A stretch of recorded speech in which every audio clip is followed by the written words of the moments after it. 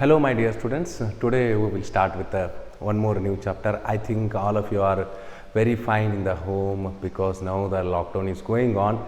You people are, so be safe, be in the home only and stay safe. Okay. So let me start with one more new chapter, that is metals and non-metals. It is very important to the point of examination.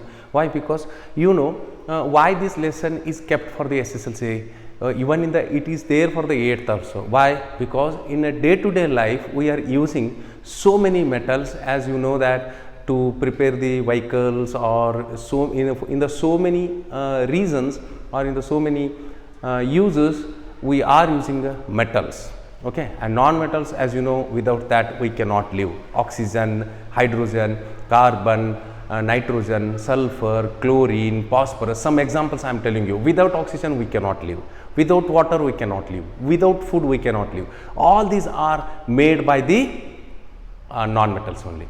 Whereas metals are also very much needed, because see, you are moving from here to there to here, with the vehicles, with a plane, with a rockets. If you are moving to the moon, these are all possible because of the metals only. All those vehicles are made by metals. Okay, even metals we need in the micro quantity in our food also as a minerals. Okay, next, you know that totally 118 elements are there. 118 elements are there. In that 90 are metals, 22 are non-metals. Okay, see, in metals and non-metals, totally 118 elements. In that 90 are metals, 22 are non-metals. So, sir, it means metals are having a major share in the entire elements.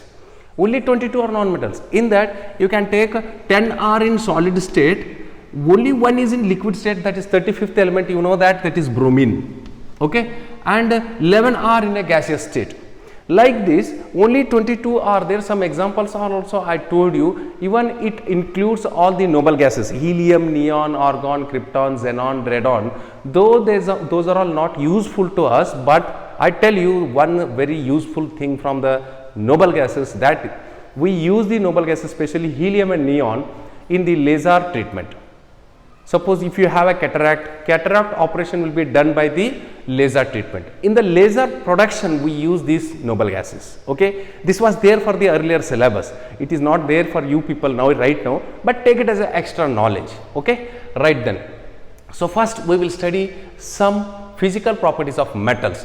As I already written some properties, physical properties of metals and non-metals together we will study now, because it helps you to remember the physical properties of metals as well as the non-metals. And along with that, one more bonus you will get from this. What is that? That is the difference also, right? Difference between metals and non-metals also you will get. That too, physical difference, right? Alright, physical properties, malleability. I tell you, metals are having a good malleability. That means metals can be hammered into thin sheets. You know which metal is a very good having a very good property of malleability? That is gold.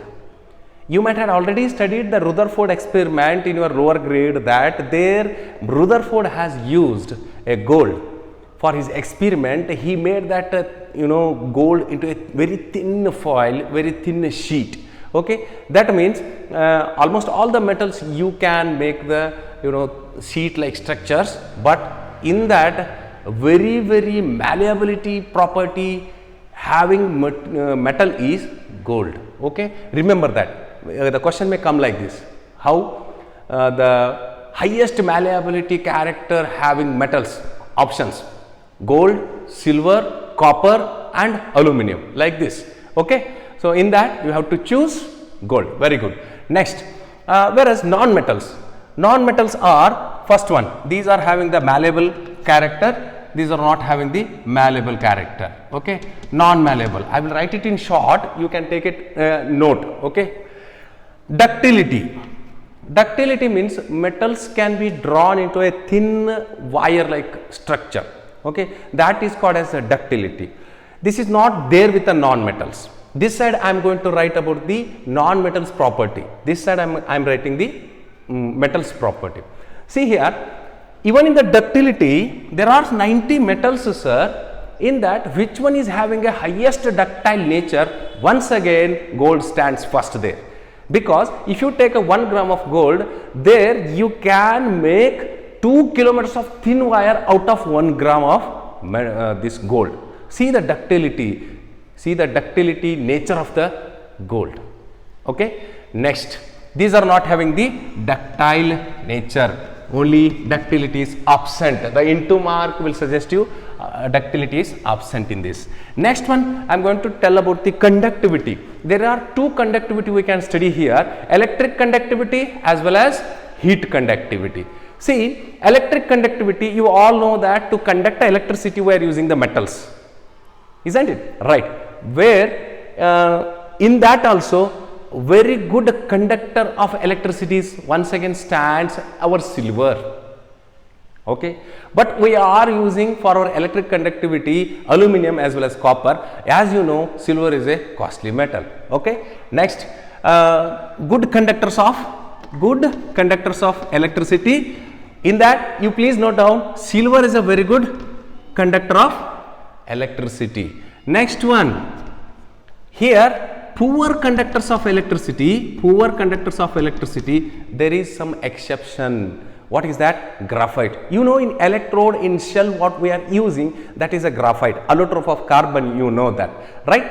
So that graphite, though it may be a non-metal, that we are using as a good conductor of electricity. Okay then, right. Next one, good conductors of heat. You know, in the kitchen we are all using the vessels which are made by metals only. Have you ever used any wood vessels for cooking the food? No. Why? Wood is not a good conductor of heat, isn't it?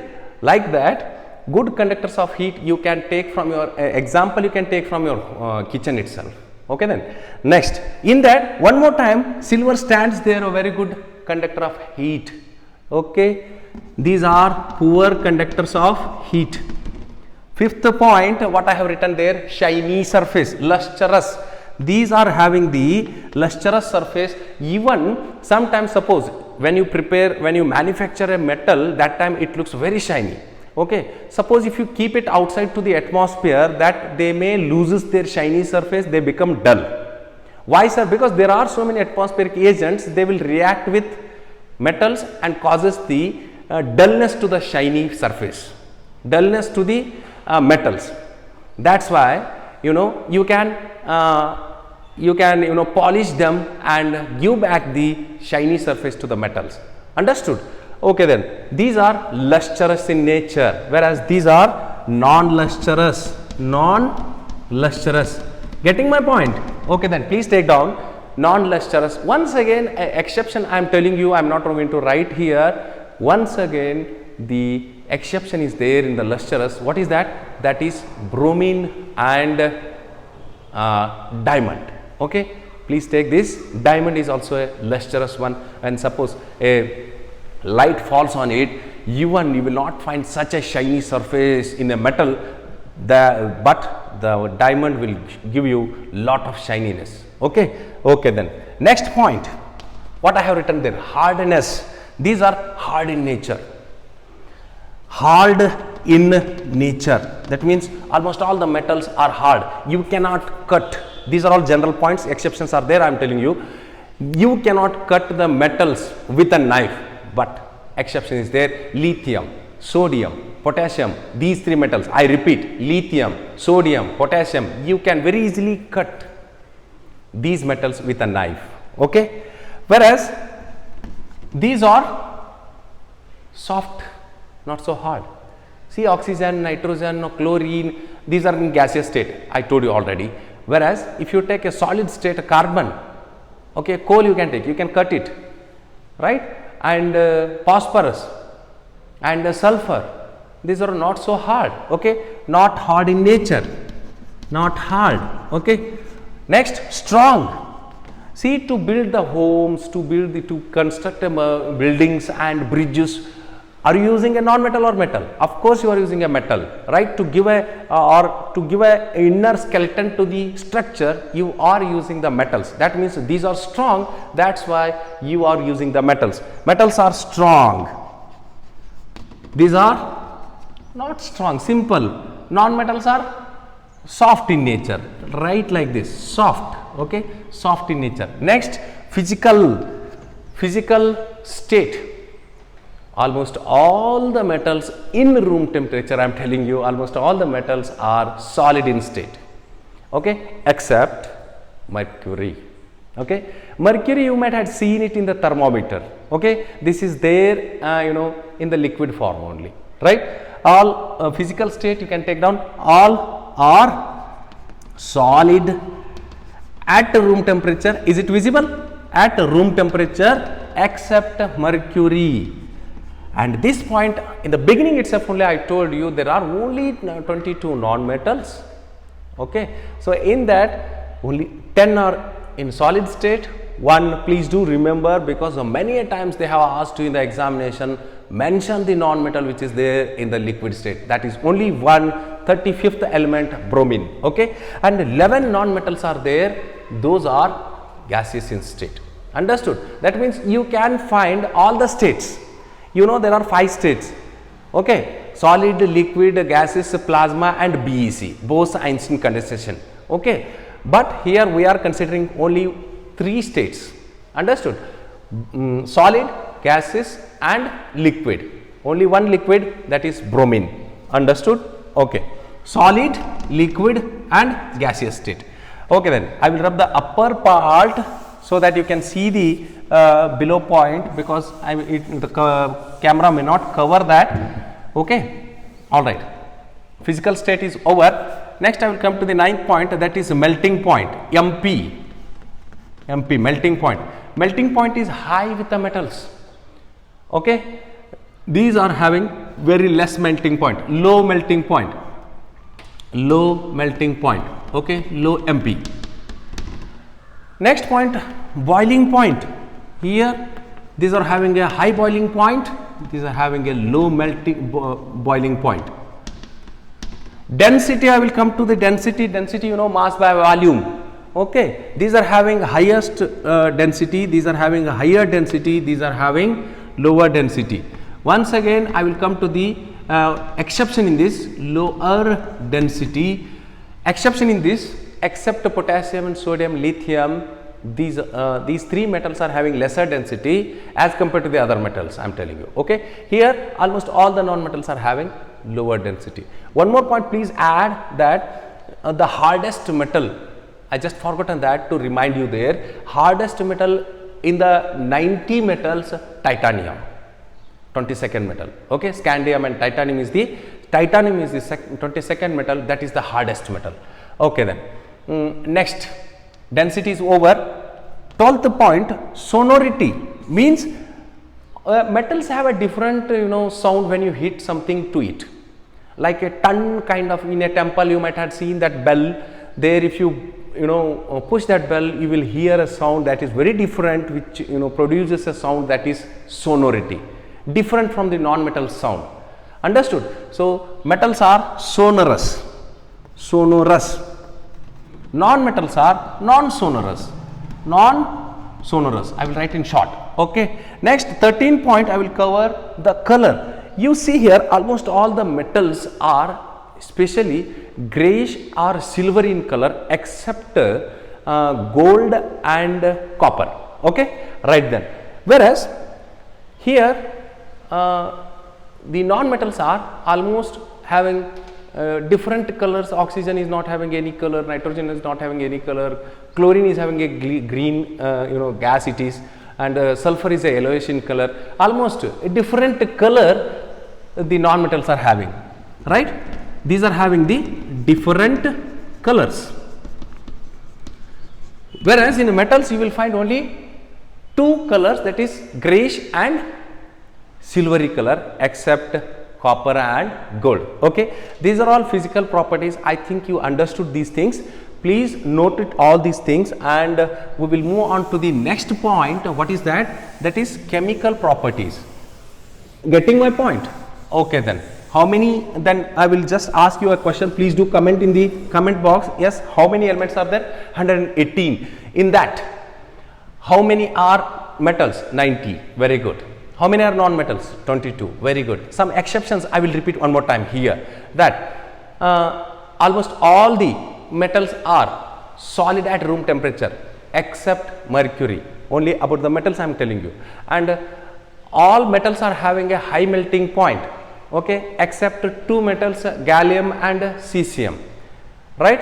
Almost all the non-metals are poor conductor of electricity except graphite, okay. Almost all non-metals are soft in nature except diamond, okay. Like this, some exception cases, please note it down so that you can very easily remember and you can answer the questions, okay. Then right, let me come to the chemical properties CP of metals and non-metals. Once again I will make two parts. Here I will take some examples for the metals: sodium, magnesium and aluminum, and here I will take phosphorus, sulfur and chlorine. I will write the electronic configuration of these things: 281, 282, 283. Here 285, is it visible? Okay. 286, 287. All right. So these are the electronic configurations of some metals, 3 metals and 3 non-metals, okay. By seeing these things you can very easily say, sir, generally metals are, generally here this side I will write metals, this side I will write a non-metal, okay. Then generally metals are having 1, 2 or 3 valence electrons. Here generally non-metals are having 5, 6 and 7 valence electrons, okay. So you add this point in the chemical properties. Metals are having 1, 2, 3 valence electrons, whereas non-metals are having 5, 6, 7 valence electrons. Then second point, metals are good donors of electrons. Good donors of electrons. These are good acceptors of electrons, okay. You know, suppose if sodium gives 1 electron, it will attain a 1 positive charge on it and we call it as a cation. And suppose a chlorine receive a 1 electron, attains a negative charge on it and become a anion. That means you can add one more point. See here, metals are, by donating the electrons, they will attain a charge, that is positive charge. And non-metals, while accepting the or after accepting the electron, they will attain a negative charge, that you call it as a anion. That means metals gives a cation, non-metals give a anion. Next one, if it is a cation, then tell me one more point. What is that? Metals are electropositive in nature. Electropositive in nature, okay. Electropositive in nature. These are electronegative in nature, okay. These 4 physical properties you please take down, right. And let me come to the some uses of metals and non-metals. As we are already studying the metals and non-metals, let me take some uses, and in the beginning also I told you, non-metals generally we are using it in the form of carbohydrates, fats, proteins and vitamins. No, metals we are using in the food constituent itself only as a mineral. See, we are taking the iron, we are taking the zinc, right. So calcium we are taking. So many non-metals in the micro quantity as a micronutrient we are taking. You leave these things. Apart from that, we are using so many metals in our day-to-day life, as I told you, for the preparation of vehicles, it may be to build a constructions, it may be to build the dams, it may be to build the bridges, it may be, right. These are all there. We are using a very good metal, that is king of metals, maximum you all know that is iron only, okay. What is that king of metals? Iron, okay. Iron use, that in the kitchen stainless steel vessels, you see that you are all using it, and that's why we are using exclusively this iron. That's why we are calling this as the king of metals. And aluminum, see here, even aluminum foils, aluminum vessels we are using in the kitchen, okay. And aluminum, it becomes a very cheaper metal right now. in so many chocolate wrappers, it may be, and food coverages. If you are traveling in a train, a food packet, the food is contained, or a food packet is made by the aluminum itself only, right? Like that, sodium we are using to prepare the salt, and so many metals like zirconium and sodium and platinum, we are using this. Uranium we are using this in the nuclear power reactor, as well as in the especially zirconium used to make the gun metals in the gun alloy. Okay, then next, silver, gold, these are used to make the ornamental purpose. You know that. So many uses you know. Lead we are using to prepare the, or in the batteries, lead batteries there. And one more thing very important, all of we are very hardly, very exclusively we are using the mobiles. Without mobiles, nowadays life become like this. Without mobiles we cannot live. Okay, like that. So that mobile is running on a battery. That battery is made by lithium. Lithium is once again a metal. Okay, like this, so many uses are there. You can list it out. Just for your extra knowledge purpose, I am adding these points. And in the non-metal, nitrogen we are using in the fertilizer preparation. Hydrogen we are using to hydrogenation of the oils to get a margarine, or even hydrogen we are using the preparation of ammonia, which is used in the fertilizer, right? And sulfur we are using the vulcanization of rubber, and sulfur drugs as a fungicide we are using the sulfur, and phosphorus and chlorine, you know that phosphorus we are using NPK. Totally, you remember a fertilizer name is there, that is NPK, right? As a fertilizer we are using phosphorus, we are using as a fertilizer. Chlorine we are using for the disinfecting of water and swimming pools, and we are using the chlorine for the preparation of DDT, CFC and PVC. These are all the uses. Okay, and nitrogen, liquid nitrogen we are using to preserve the food materials. Understood? Okay then. So these are all some uses, and if you find even in the corrosion part in this lesson, we are going to study some uses of metals also.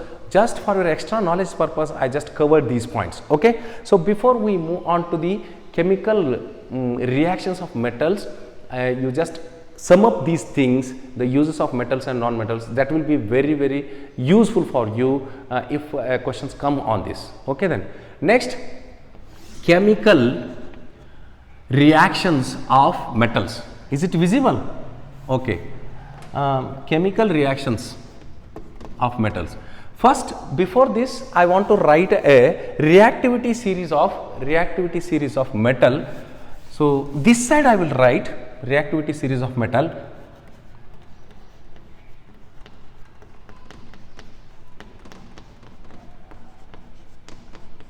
Please take down.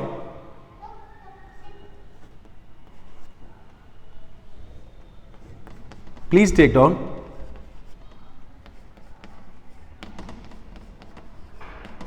So I have written here reactivity series of metal in the decreasing order. Means what, sir? This is very reactive, this is also very reactive, this is also very reactive, this is also very reactive. Whereas, so if you come down, the reactivity of a metal goes down, decreases. Okay, so in the decreasing order of a metal's reactivity, I have written here potassium, sodium, calcium, magnesium, aluminum, zinc, iron, lead, and here in between the metals I simply added a hydrogen. Why? I tell you, in the chemical reactions of metals I will explain all these things. Copper, mercury, silver, and this aurum is a gold, and lastly I will write a platinum. Okay, next. Now we will move on to the chemical reaction. Chemical reactions of metal. First, I will take metals reactions with oxygen. Potassium, when it reacts with the oxygen, gives potassium oxide. Sodium, when it reacts with the oxygen, I think it is visible, gives sodium oxide. Calcium, when it reacts with the oxygen, it gives,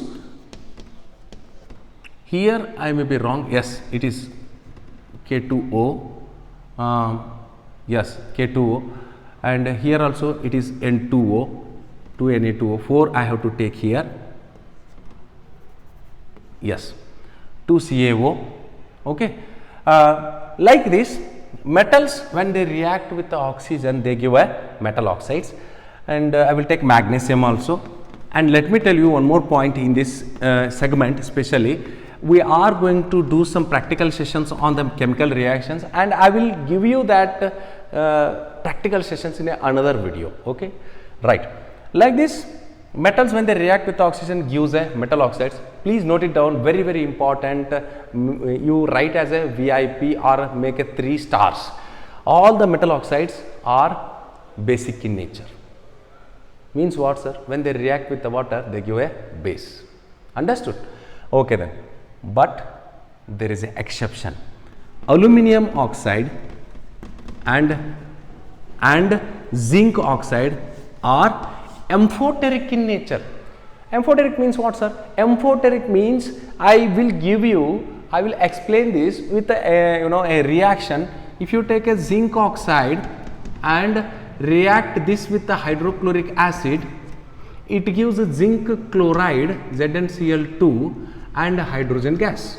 Okay, you are getting a salt and the hydrogen gas. Means in the acid base salts we have already studied, if a reaction is giving product salt and a water, then the reactant should be acid and a base. Here it is acting like a base and it is an acid. Okay, right. As we just said, all these metals are basic in nature. Let me take one more point here. Zinc oxide, the same zinc oxide, you just make it react with the sodium hydroxide. Sodium hydroxide. Then you see here, you will get Na2ZnO2 plus hydrogen gas. Am I right? Yes. If so, you are getting a salt and a hydrogen, means here it is a base. Then what about this? The nature of this metal oxide? Of course, you are right. It is acting like a acid. The same case is there with the aluminum oxide also, or alumina also. It also acts like a acid when it reacts with a base. It also acts like a base when it reacts with the acid. That's why these two metals, one more time, make a 3 star over it. Take it as a VI, very very important VIP, that these two metal oxides are amphoteric in nature. Ampho means dual. Dual means they behave like a acidic oxides as well as a basic oxides. Okay, this is very important in especially metals reacts with the oxygen. So, and all other metals, you know that simply reacts with the oxygen and forms the metal oxides. Next point I will come to the when metals react with the water. Okay, when metals reacts with the water, I take a potassium once again, gives KOH and hydrogen gas. Okay, 2H2O, 2 KOH. It is balanced. Sodium you can take, when it reacts with the water, it gives 2 NaOH and hydrogen gas. Means you are getting the metal hydroxide. Am I right? Yes. See here one more point. The most of the time they have asked a question on this. When sodium and potassium react with the water, they react vigorously, fastly they react and gives a hydrogen gas. These reactions are exothermic in nature, means they produce a lot of heat when they are reacting. That heat is enough to burn this hydrogen gas, and you will observe this in my experimental video. There you can see immediately hydrogen catches the fire. Right? Why? Hydrogen is a highly combustible gas. Simply a small amount of heat is necessary, and simply that heat is provided by this reaction, and hydrogen immediately catches the fire and becomes the water when it reacts with the oxygen. Understood? Please do remember, once again I punch it here, these two reactions are exothermic, and that heat which is produced in this reaction is enough to burn the hydrogen gas, and you will see the hydrogen which catches the fire. Next, calcium, when it reacts with the water, see here CaOH twice you will get, and hydrogen gas. CaOH twice, you know that it is a lime water, slaked lime you can call it. Okay, and I will just balance it. Sir, it is also exothermic only. Can you expect the fire in this? No. Why? Because the heat produced in this reaction is less that it cannot burn the hydrogen. Understood? Magnesium. This also reacts with the water, and I tell you a very important point here. This also reacts with the water, gives magnesium hydroxide. This we have already studied in the acid base salts. This we call it as a milk of magnesia. When a person is suffering from the acidity, that time we take this chemical in the form of diazine as a antacid, as a the name of some medicines I will tell you, diazine it may be, eno it may be. Why? As an antacid it works, because it is a mild base. These two are mild bases. We have discussed this in the acid base salts also. Sir, here the hydrogen gas is liberated, and here also you will find the exothermic reaction only, but you will not see the fire. Why? Because the heat produced is not sufficient to burn the hydrogen. Understood? And one more point, please note here, these three metals will react easily with the cold water, whereas you see the reactivity series, when you come down in the group, reactivity goes on, decreases. Okay, right. So this magnesium require little bit hot water. Means here I have written water, this is a hot water, HW, not homework. Okay, don't get homework, it is a hot water. Okay.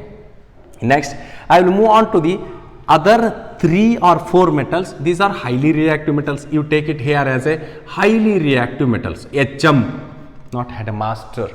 Okay, highly reactive metals. Moderately reactive metals. MM. Is it visible? MM. The below hydrogen some metals are there. Superior metals I can call it as a R. Least reactive metals. LM. Least reactive metals. Alright, suppose if you come to the aluminum or zinc or iron, here if you react with the water, that too cold water if you take, hot water if you take, these will not react. They are not ready to react with the hot water. Why? Reactivity is very less, we have to provide more energy. Then do one thing, simply pass the steam on it, another form of water. Okay, then you will get Al2O3 plus hydrogen gas only. One thing can you observing in this, see the upper metals are giving the respective metal hydroxide, whereas from aluminum you are getting only metal oxides, respective metal oxides. Only one I have written, these two you take it as a homework, give me in the comment box. Okay, so like this the metals which are moderately reactive are not react with the hot water, they simply react with the steam and gives a aluminum oxide. That is why the reason, if you are purchasing a boiler, you just check the metal that is made by copper. Why? Because that is not made by the steel or a iron. Why? Because iron will react with the steam and gives a iron oxide and hydrogen gas. That's why the boilers, almost all the water boiling boilers are made by the copper. This sometimes in the examination they will ask you the reasoning questions they will ask you, please note it down. Okay, so metals react with the water is over. Then I will move on to the next part, that is metals react with the dilute acids. Which acids? Dilute acids. Okay, in the acid base salts also we have studied this. One more point, please do remember, all the 5 chapters of SSLC chemistry part are interlinked. These are all interlinked. So if you miss some points here, you will cover that in the acid base salts. If you miss some points there, you will cover in this chapter. Okay, right. So suppose metal, I will take potassium. When it reacts with a dilute hydrochloric acid, it gives potassium chloride 2 KCl plus once again the hydrogen gas. Make it balance, it is balanced.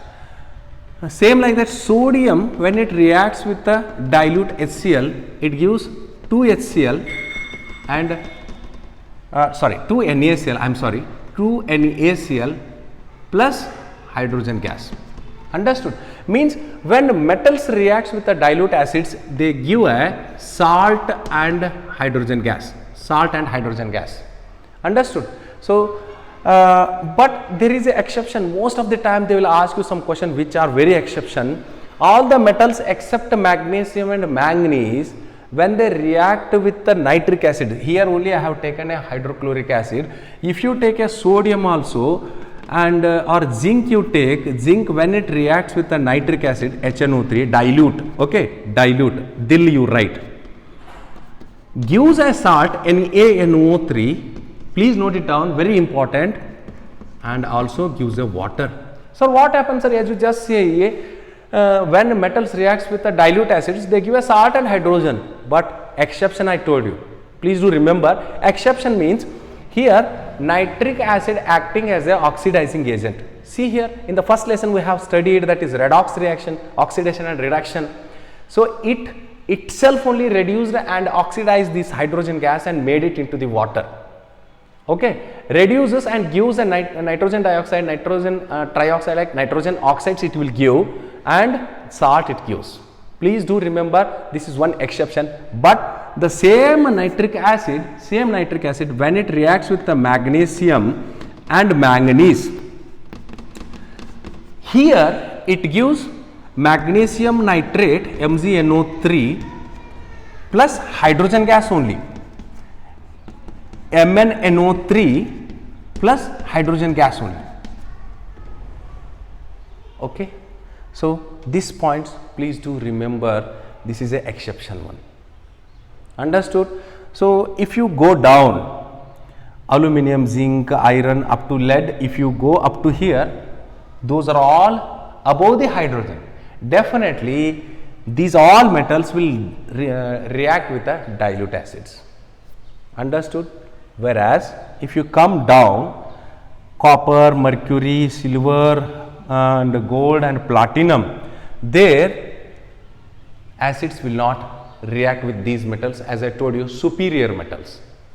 Here you will not find this reaction. Understood? If I write like this, copper, if it reacts with a dilute HCl, can you able to write the reaction? No. Why? Here copper will not displace this hydrogen because copper is less reactive than the hydrogen. Okay, but one thing I can tell you, it is an you know, as a extra knowledge you can take, aqua regia, a new word to you people, I think. It is a mixture of two two acids. 1% of concentrated HNO3 plus 3% of concentrated HCl. The mixture of these two things is called as aqua regia. Okay, so if you take this mixture, even platinum, gold, silver, mercury, copper, all will react with this. That's why you might have seen, suppose if you have any black coating over some gold or silver metals, there you will give those ornaments for the polishing purpose. There they will use the aqua regia. That means we have acids, that is a combination of some acids, that is aqua regia, 1% of nitric acid, 3% of hydrochloric acid, both are concentrated. If you mix this, definitely even these metals are also react with the acids. Okay, so this you take as a very important point. And next, metals, and one more point, I just forgotten, because last year it was asked why calcium, when it reacts with the water, it gives a calcium hydroxide and hydrogen gas. Hydrogen gas will not catch the fire, as we just discussed. It is not giving that much of heat, so that that temperature will not allow the hydrogen to catch the fire. Whereas this hydrogen is there, no, it simply, even this one, and in this reaction also, you will find magnesium hydroxide. In this reaction also hydrogen gas is liberated, whereas these two hydrogen gases simply attaches with this and make the magnesium and calcium float on this solution. Got this point? Okay, note it down. Why? Because this was asked so many times in the examination. All right, move on to the next one. What is that? Simply metals react with non-metal. Say I will take chlorine. Okay, metals react with a non-metal, gives salt. Okay, metals react with the non-metals, gives salt. Take some other examples. 2KCl, calcium, when it reacts with the chlorine, gives calcium chloride. Magnesium, when it reacts with the chlorine, gives magnesium chloride. See, all these are salts. See the negative ion here, these are negative ions. I will come to it in a while. So these are all having a negative ions. Means you can call this salt group as a family of salt. Understood? This you will study it in the acid base salts also. A family of salt, there simply you take down, if a negative ions are same, you can call those groups of salts are the family of salt.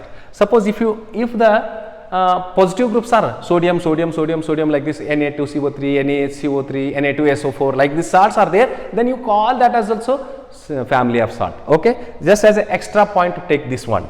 All right. So like this, when metals reacts with the non-metals, gives a salt. Understood? Okay. Next, I will come to one more point. Chemical reactions of non-metals. Non-metals, very less chemical reactions we will discuss in this chapter, especially when non-metals like carbon dioxide, when it reacts with oxygen, gives a carbon dioxide which is acidic in nature. Sulfur, when it reacts with oxygen, gives a sulfur dioxide, acidic in nature. Nitrogen, when it reacts with oxygen, gives a nitrogen dioxide, acidic in nature. Like this, the non-metals, when they react with oxygen, gives a non-metal oxides which are acidic in nature. How you can see here, when they react with the water, they give a H2CO3, it is an acid. H2O gives a H2SO3 acid, one more acid, that is sulfurous acid. Here when they react with the water, here it will give HNO3 as well as HNO2, right? Nitric acid as well as nitrous acid. Understood? Like this they give acids. That's why we call these non-metal oxides are the acidic in nature. Understood?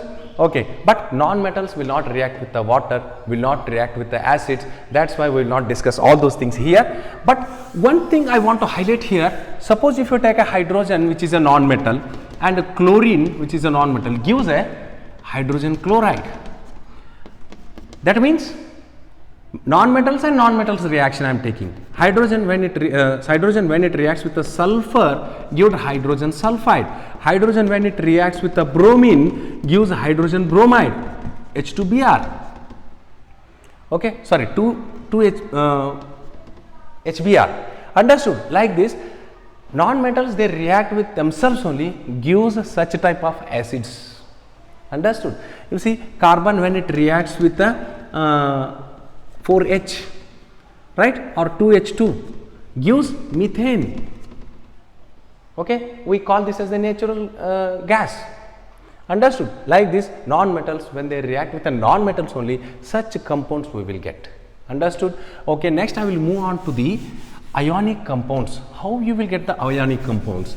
And before that, simply I just saw this and I got a point on this one. What is that? Reactivity series. Simply I will take all this comes under the chemical reactions of metals and non-metals. Please take down, very simple lesson and you will score more marks in this one. Okay, I will take one salt, that is copper sulfate solution, and if I put a iron in this, see here you will get a FeSO4 and copper. Okay, see this is more reactive than the copper. Simply it displaces the copper from this solution and becomes a ferrous sulfate, and you will get a copper metal.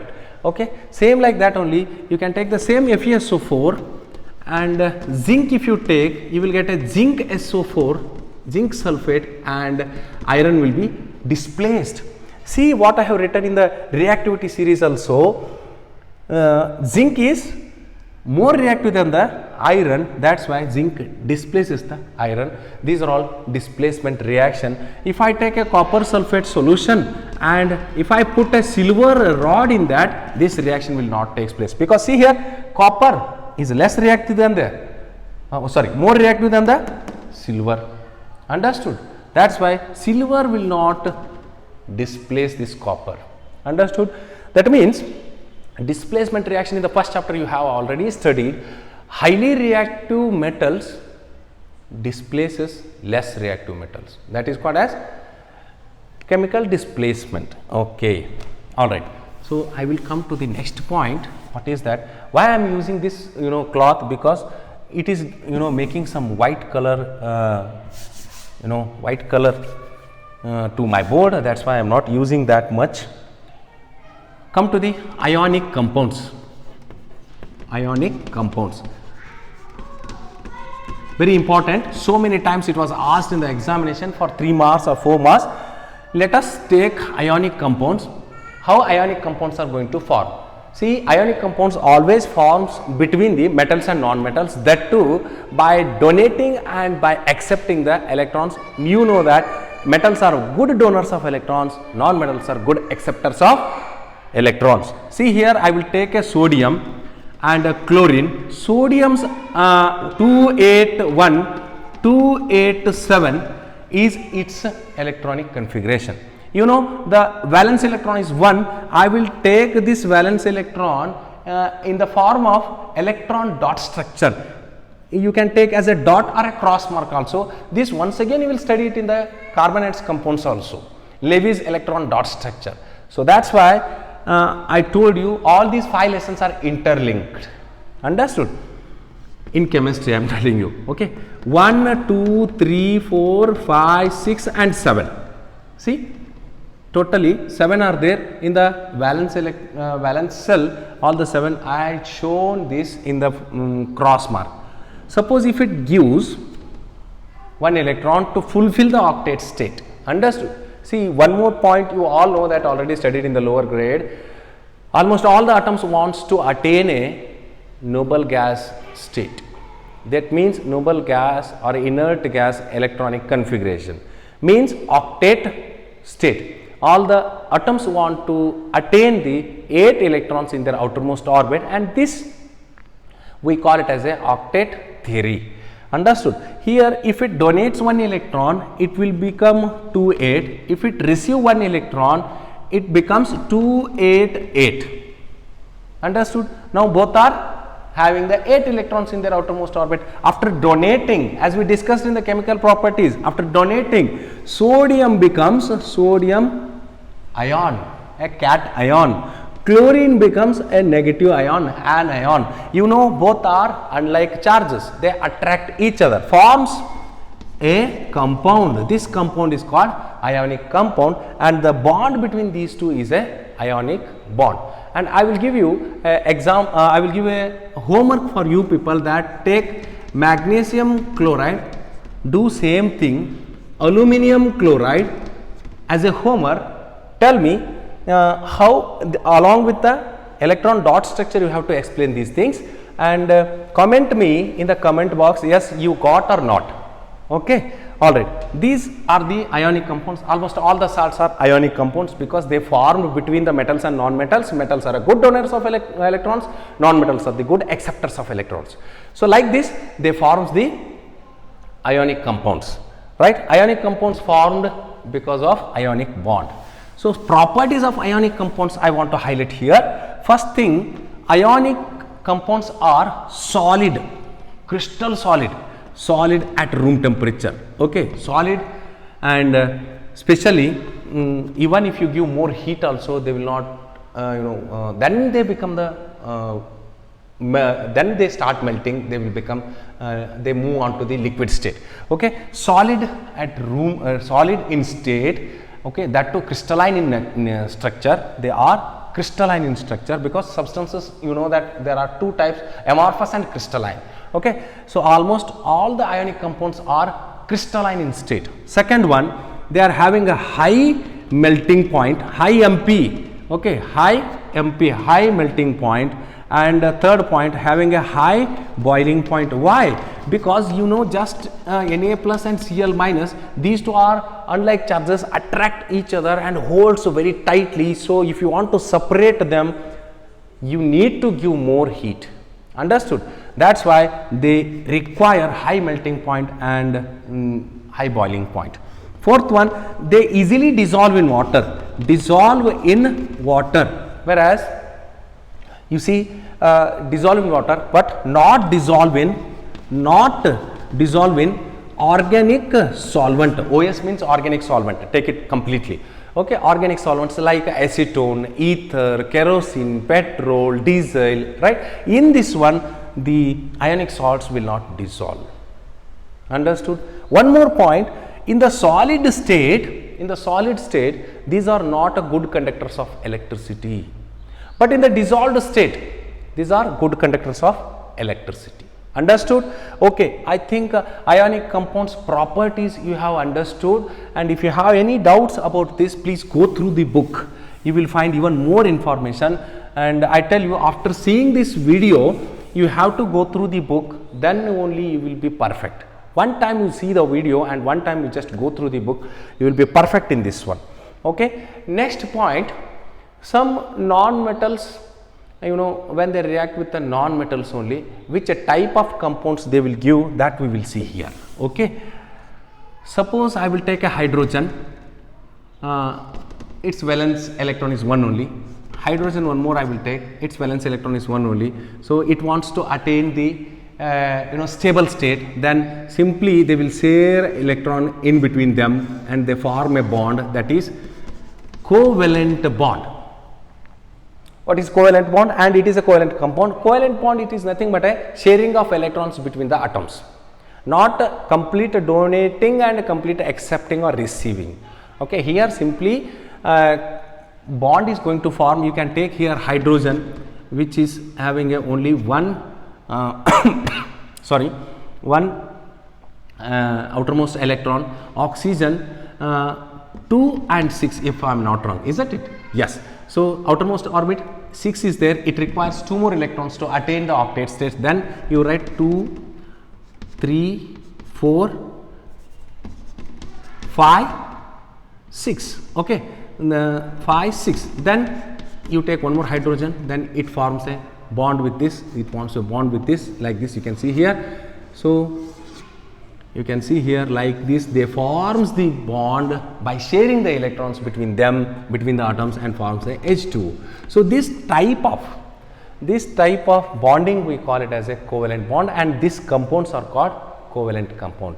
You can take a oxygen here, simply 6 are there, one more oxygen, 2, 3 and 6. Here they, in between the same atoms, they simply shares 2 pair of electrons and forms a double bond. Here it was a single bond, double bond. See, you can count 1, 2, 3, 4, 5, 6, 7, 8, 1, 2, 3, 4, 5, 6, 7, 8. Like this, it forms a bonds and becomes a covalent molecule. Okay.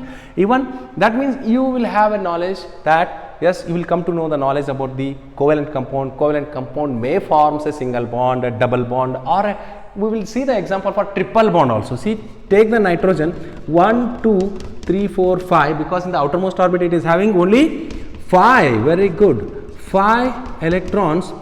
See here, becomes 8. Is it visible? Yes. N2. Like this, they forms this single bond, double bond, and triple bond. So we can see the all the bonds, that is single bond, now double bond and triple bond, not a James Bond. Okay, all the bonds, but we can see some ionic compounds properties. Yes, we will see the properties. Ionic compounds like hydrogen, oxygen and water, so many are there. All the food materials and our burning fuels, that is petrol, kerosene, diesel, methane, butane, all these are ionic compounds. See, some are in gaseous state, some are in liquid state, right? Some are in solid state. If you take a wax, that is in solid state, right? That means you can say the state that ionic compounds are available in solid, liquid, gaseous state. Okay, then next, these are not dissolved in water, I tell you. Okay, these will not dissolve in water, but these dissolves in organic solvent. Second point. Third point, these will not conduct the electricity. Please note down. And these will not conduct the electricity. For second thing. For third thing. Okay. And these are not having a high melting point and high boiling point. Understood?